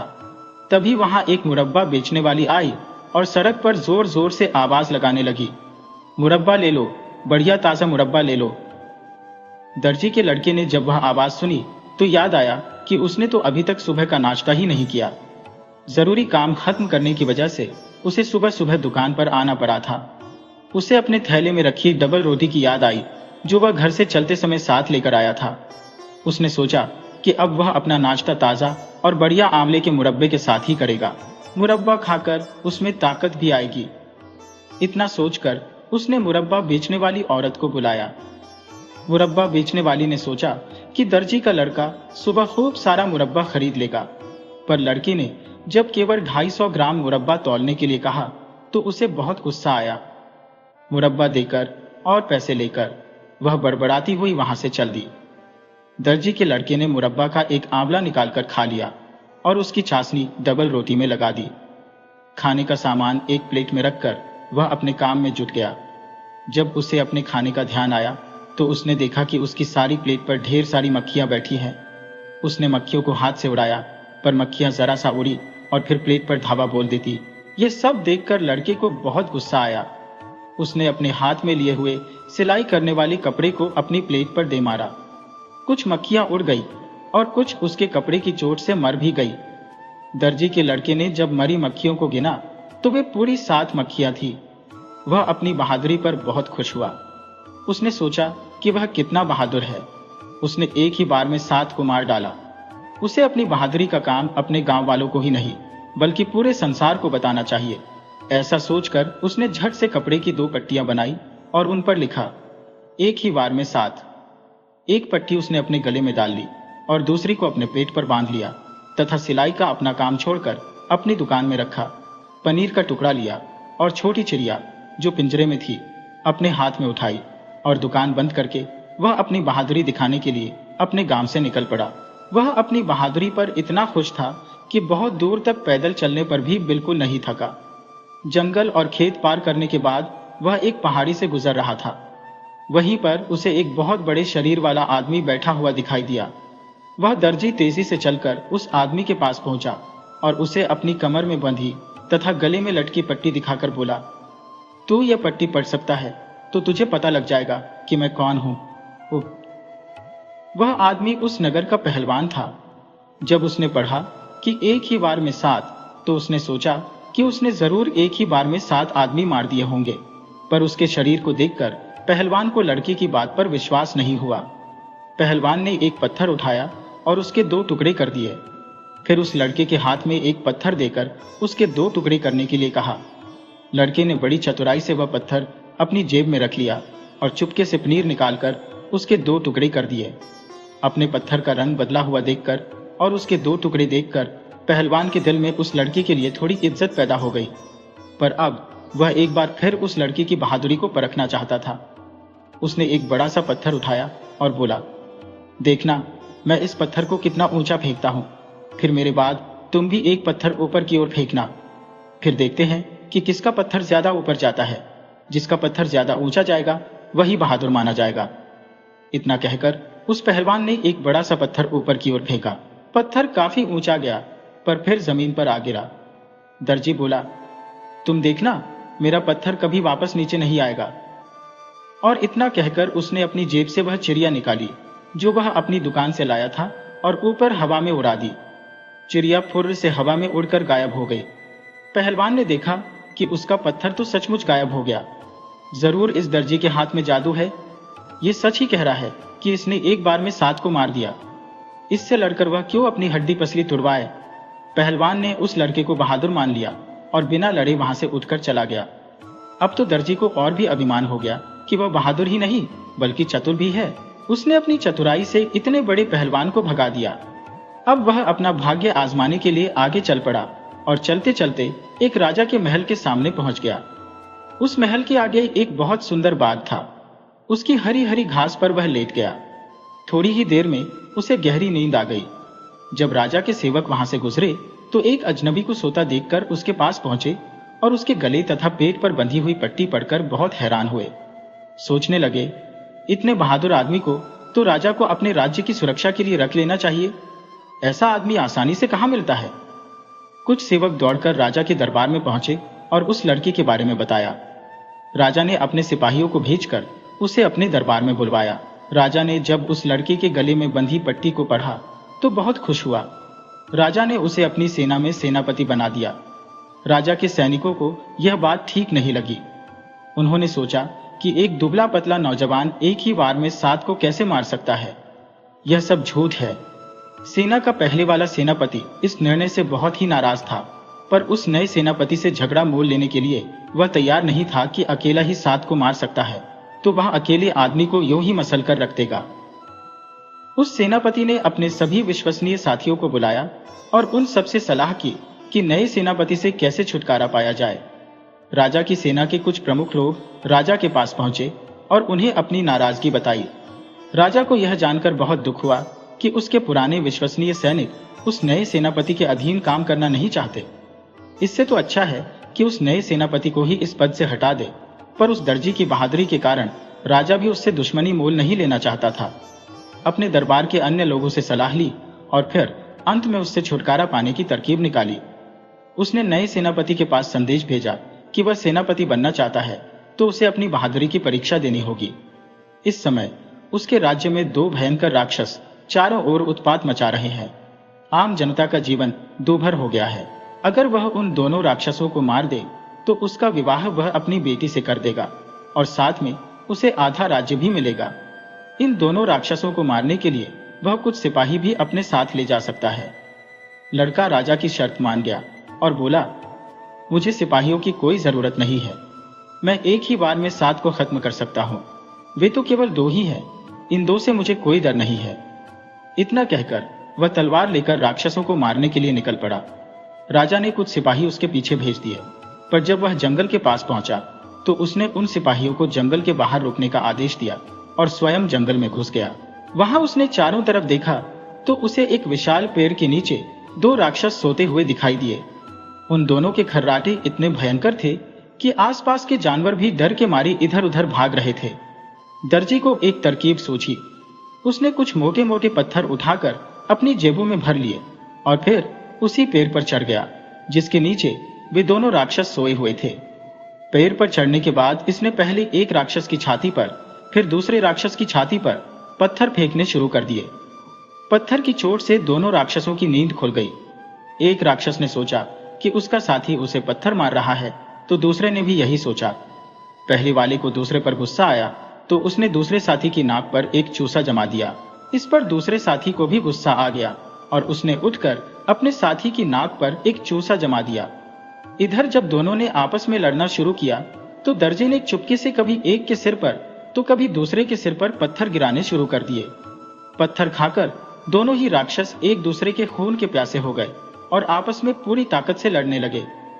दर्जी ने एक बार भारी पत्थर दोनों के सिरों पर गिराए तो उन दोनों ने आसपास के पेड़ उखाड़कर आपस में मारपीट शुरू कर दी। वह दोनों तब तक लड़ते रहे जब तक दोनों मरणासन्न नहीं हो गए। जब दोनों राक्षस धरती पर गिर गए और उनमें से कोई नहीं उठा तो दर्जी पेड़ से उतरा और अपनी तलवार निकालकर उन दोनों की छाती में घोंप दी। खून से लटपट तलवार को लेकर वह राजा के सिपाहियों के पास जा पहुंचा और बोला, मैंने उन दोनों राक्षसों का काम तमाम कर दिया। उन दोनों ने पेड़ उखाड़कर मुझ पर हमले किए, पर उनकी मेरे आगे एक न चली, क्योंकि मैं तो एक साथ 7 का सफाया कर सकता हूं। राजा के सिपाहियों ने सोचा कि यह कैसी लड़ाई थी जिसमें इस लड़के को कहीं भी चोट नहीं लगी। उन सिपाहियों को उसकी बात पर विश्वास नहीं हुआ, तो उन्होंने उन दोनों राक्षसों को देखने की अनुमति मांगी ताकि वे राजा को सच्ची बात बता सके। जब सिपाही जंगल में उस स्थान पर पहुंचे जहां पर दोनों राक्षस मरे पड़े थे और आसपास के पेड़ भी उखड़े पड़े थे, तब उन्हें उस लड़के की बात पर विश्वास करना ही पड़ा। दर्जी ने खून से सनी तलवार राजा के पास रख दी और राजकुमारी से अपना विवाह करने और आधा राज्य देने की मांग की, पर राजा इसके लिए तैयार नहीं था। वह बोला, अगर तुम मेरी बेटी से विवाह करना चाहते हो तो तुम्हें अपनी बहादुरी के कुछ और कारनामे दिखाने पड़ेंगे। दर्जी ने राजा की यह बात भी मान ली और राजा से दूसरा काम पूछा।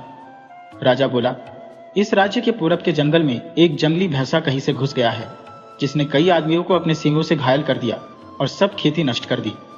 अगर तुम उसको मार डालो तो मैं अपनी बेटी से तुम्हारा विवाह करने की सोचूंगा। दर्जी इस काम के लिए भी झट से तैयार हो गया, क्योंकि उसे अपनी चतुराई पर पूरा भरोसा था। एक बहुत मोटी रस्सी और एक कुल्हाड़ी लेकर जंगल की ओर चल पड़ा। जंगल में उसे दूर से एक भयंकर भैंसा अपनी ओर आता हुआ दिखाई दिया। वह वहीं एक बड़े से पेड़ के सामने खड़ा हो गया। जैसे ही भैंसा उसकी ओर बढ़ा, वह तेजी से छलांग मारकर उस पेड़ के पीछे छुप गया और भैंसे के दोनों सींग पेड़ के तने में घुस गए। चूंकि भैंसा पूरे जोर से उस दर्जी पर झपटा था, अतः बहुत कोशिश करने पर भी वह अपने दोनों सींग पेड़ के तने से नहीं निकाल सका। दर्जी ने झट से उस जंगली भैंसे के गले में मोटा रस्सा डाल दिया और कुल्हाड़ी से पेड़ के तने को छीलकर उसके सींग निकाल दिए। फिर भैंसे के पैरों को बांध दिया और उसे घसीटकर राजा के पास ले आया। राजा उस लड़के को भयंकर भैंसे के साथ देखकर हैरान रह गया। उसे महसूस हुआ कि इस लड़के से पीछा छुड़ाना इतना आसान नहीं है।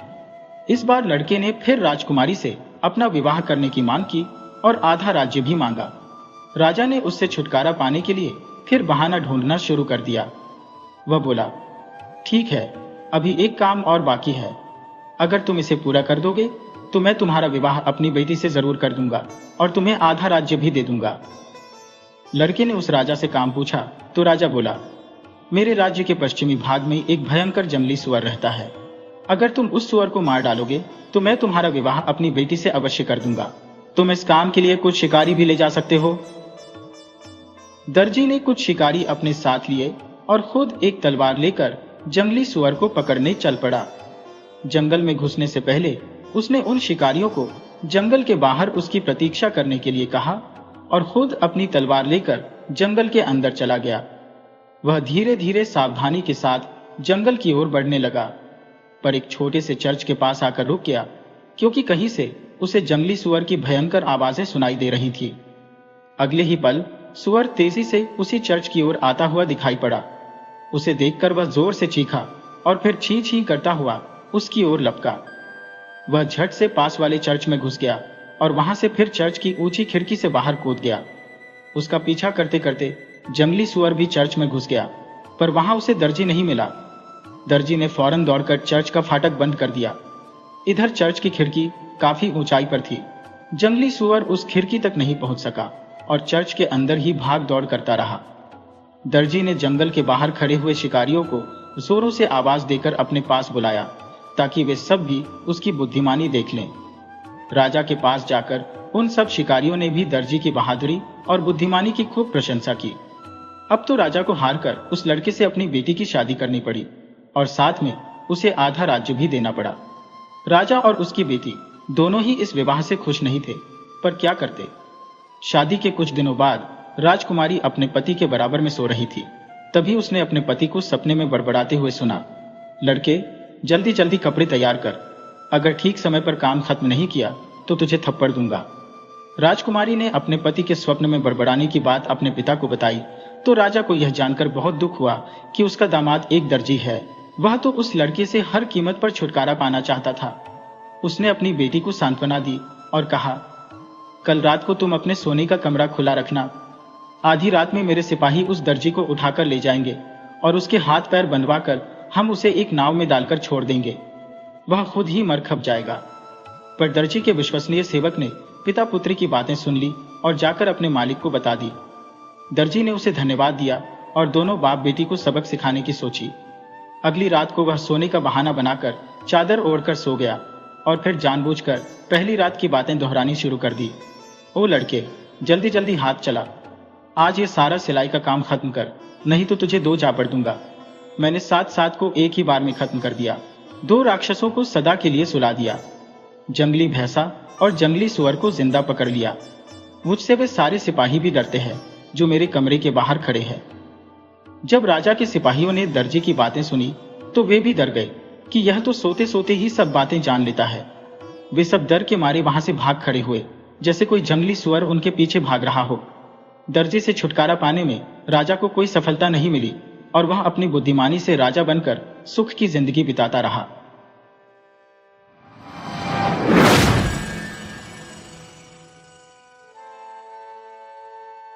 पुराने समय की बात है। एक गांव में एक जंगली सुअर घुस आया जिसने किसानों के सारे खेत अपने पैरों तले रौंद डाले। उनके पशुओं को मारकर खाने लगा, यहां तक कि मनुष्यों की भी खाल खींचने लगा। सारा गांव उस जंगली सुअर के नाम से ही कांपने लगा। सब गांव वालों ने राजा के पास अपनी शिकायत पहुंचाई और जंगली सुअर से उनकी जान और माल की रक्षा करने की प्रार्थना की। राजा ने अपनी जनता को वचन दिया कि उनकी पूरी रक्षा की जाएगी। उसने घोषणा करवा दी कि जो व्यक्ति इस जंगली सुअर को मार डालेगा उसे बहुत सारे इनाम दिए जाएंगे। पर वह जंगली सुअर इतना बड़ा और भयंकर था कि किसी ने उसके पास तक फटकने का साहस नहीं किया। थोड़े से इनाम के लिए कोई भी अपनी जान गंवाने के लिए तैयार नहीं था। राजा को इस घोषणा से कोई सफलता नहीं मिली। इधर जंगली सुअर सब लोगों के लिए एक बहुत बड़ा खतरा बनता जा रहा था। अंततः राजा ने घोषणा की कि जो भी साहसी युवक इस जंगली सुअर को मारेगा वह उससे अपनी बेटी की शादी कर देगा और उस साहसी व्यक्ति को बहुत सा धन इनाम में देगा। उसी गांव में एक बहुत ही गरीब किसान के 2 बेटे थे। जब उन्होंने राजा की इस घोषणा को सुना तो दोनों ही उस जंगली सुअर को मारने के लिए तैयार हो गए। दोनों ही अपनी गरीबी से तंग आ चुके थे। बड़ा भाई बहुत ही धूर्त और चालाक था तथा उसे अपनी ताकत पर बड़ा घमंड था। उसने सोचा कि अगर मरना ही है तो क्यों न अपनी बुद्धिमानी और चालाकी का परिचय देकर मरे। क्यों वे इस गरीबी में तिल तिल कर मरे। पर छोटा भाई बड़ा ही मासूम और भोला था। उसने भी सोचा कि भूख से मरने से तो अच्छा है कि दूसरों के लिए कुछ भलाई का काम करते करते मरे। पूरे गांव में इन दोनों के अलावा और कोई युवक उस जंगली सुअर को मारने के लिए आगे नहीं आया। अगले दिन दोनों भाई राज दरबार में पहुंचे और राजा को उस जंगली सुअर को मारने की बात कही। राजा ने उन दोनों भाइयों को 2 अलग अलग दिशाओं में जाने की सलाह दी ताकि वे उसे आसानी से पकड़ सकें। दोनों भाई 2 अलग अलग दिशा से जंगल की ओर चल पड़े जिसमें उस जंगली सुअर की मात थी। अगली सुबह जब छोटा भाई एक ओर से उस जंगल में घुसा तो उसे एक बौना आदमी मिला। उसके हाथ में काले रंग का एक भाला था। बौना उस छोटे भाई के पास आया और बोला, तू बहुत मासूम और भोला है, तुझमें स्वार्थ नहीं है, तू दूसरों की भलाई के लिए मरने को भी तैयार हो गया, इसलिए मैं तुझे यह भाला देता हूँ। जब वह जंगली सुअर तुझे मारने के लिए तेरी तरफ बढ़ेगा तो तू यह भाला उसके पेट में घुसा देना। वह इस भाले से उसी क्षण मर जाएगा और तुझे किसी तरह का कोई नुकसान नहीं होगा। छोटे भाई ने उस बौने से उसका भाला लिया और उसकी इस सहायता के लिए उसे हृदय से धन्यवाद दिया। फिर उसने वह भाला अपने कंधे पर रखा और निडर होकर जंगल की ओर चल दिया। काफी दूर चलने पर उसे वह भयंकर जानवर दिखाई पड़ा। उस जंगली सुअर ने उस लड़के को अपनी ओर आते हुए जैसे ही देखा वह उसकी ओर तेजी से झपटा। छोटे भाई ने तत्काल वह भाला उसके पेट में घोंप दिया।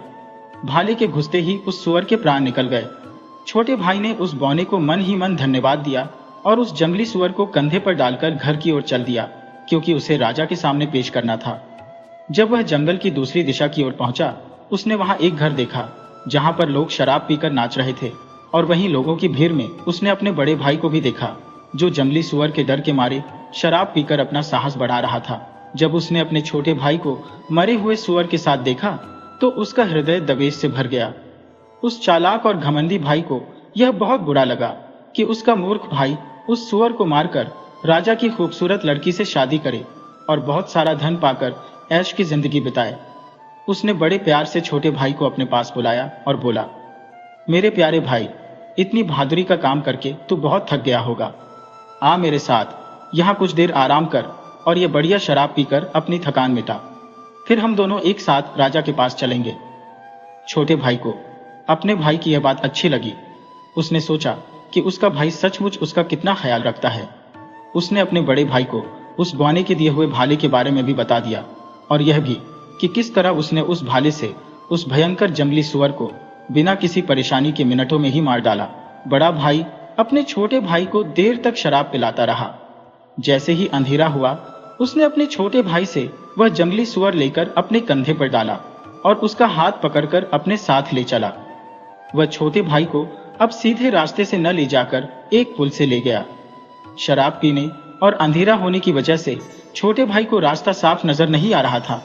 वह बड़े इत्मीनान से अपने बड़े भाई का हाथ पकड़कर चला जा रहा था। जब बड़ा भाई पुल के बीचों बीच पहुंचा तो उसने अपने छोटे भाई को पुल से धक्का दे दिया। बेचारा छोटा भाई तैरना भी नहीं जानता था, अतः वही डूबकर मर गया। बड़े भाई ने पुल से उतरकर उसे पानी से निकाला और नदी के पास ही उसकी कब्र खोदकर वही दफना दिया। बाद में उसने वह जंगली सुअर अपने कंधे पर रखा और सुबह होते होते राजा के दरबार में पहुंच गया। उसकी बहादुरी से खुश होकर राजा ने उसे बहुत सा धन दिया और शीघ्र ही अपनी बेटी से उसकी शादी करने की घोषणा कर दी। जब कई दिनों तक छोटा भाई वापस नहीं आया तो उसके माँ बाप ने तथा गांव के अन्य आदमियों ने उस छोटे भाई के बारे में पूछना शुरू कर दिया। बड़ा भाई सभी से कहता, कहीं उसे उस जंगली सुअर ने मेरे मारने से पहले ही खत्म तो नहीं कर दिया था। अगर वह जिंदा होता तो अब तक जरूर वापस आ जाता। सब लोगों को विश्वास हो गया कि उस छोटे भाई को जरूर उस सुअर ने मार डाला होगा, मगर भगवान की नजरों से तो कुछ नहीं छुप सकता। सच्चाई तो एक ना एक दिन सामने आ ही जाती है। कुछ समय बाद एक गडरिया अपनी भेड़ों को उस पुल के पास चरा रहा था।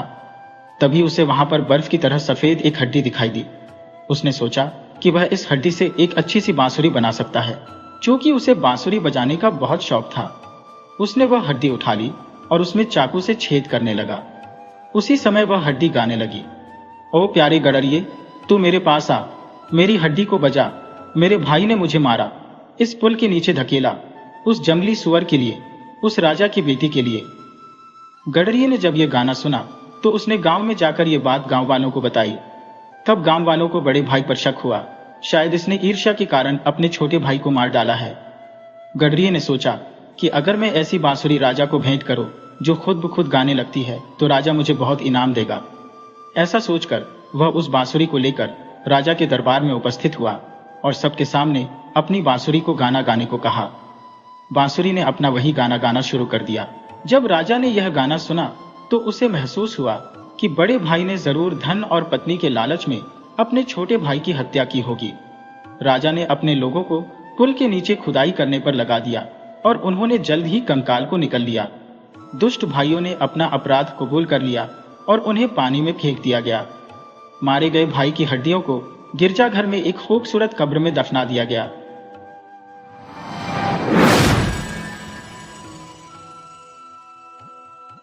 वीडियो अच्छी लगी हो तो इसे लाइक करें और ऐसी ही मज़ेदार कहानियों के लिए चैनल को सब्सक्राइब करें और बेल आइकन दबाएं। ज़्यादा से ज़्यादा अपने दोस्तों को शेयर करें। धन्यवाद।